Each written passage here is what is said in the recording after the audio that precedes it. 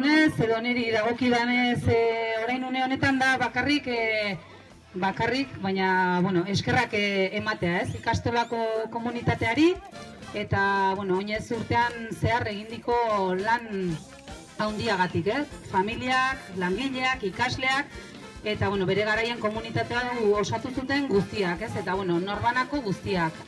Bere alea jarri duen guztiari, ez? Eskerrak eman bihotzez.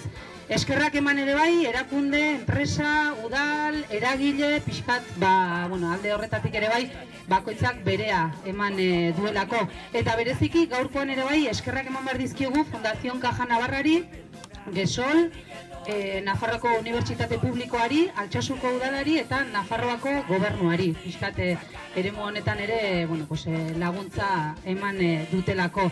Eta, gaur hau mustutzeko ekitaldia da, eta baita Altsasuko 2018ko oinez hori ixteko ere bai. Hau izango da egingo dugun azken jarduera, eta gainera, badakizue, hau ospatzeko ere bai, oinez bukaera hau ospatzeko gaur bazkaltzera bilduko garela Urdiainen, gero.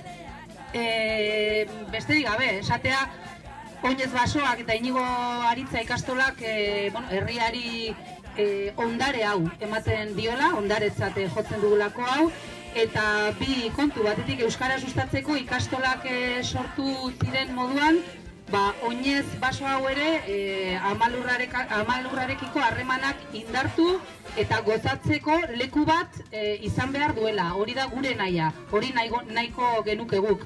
Eta besterik gabe, sustrai sakonak ditugu hemen, Aritza hauen sustrai sakonak ditugun bezalaxe, euskara ere sustraitzen eta zabaltzen jarraitzen dugu, eta gaur ikastolak ale hori gaurkoan jarri du, baso honetan. Besterik gabe, eskerrik asko. Ongi etorriak paraje eder honetara, eta eskerrik asko. Eskerrik asko oinez basoa errebaitate egiteagatik. Altsasuko udalarentzat plazer bat izan da zuekin lan egitea, ez bakarrik gaur oinez basoa hemen egoteagatik, baizik eta baita ere Nafarro oinez eguna ospatzeagatik. Plazer bat izan zen, zuekin batera lan egitea, eta baita ere noski paraje politago izatea lan egin dugulako. Plazer bat izan da, eskerrik asko noski zuei, eskerrik asko baita ere hemen zobeten guztiei baita ere, eta hemendik aurrera baita ere guztiok batera lan egiten jarraitzea espero dut, eskerrik asko. Guzarrentzako 20 bat abiakutxa jarri ditugu. Auzolanean, elkarlanean aritu gara, hainbat gizon, emakume, haur eta gazte. Elkarlan honen isla, izan da gaur ikastolako komunitateaz gain, Altsasuko kooperatibako langileak hemen gurekin izan ditugula ere lanean. Kooperatiben arteko lankidetzaren ondorioa. Eskertzekoa da, Altsasukoa kooperatibari. Argi dugu, burundan lan, bizi eta gozatu nahi dugula. Bertan lan egin eta bertan euskaraz bizi.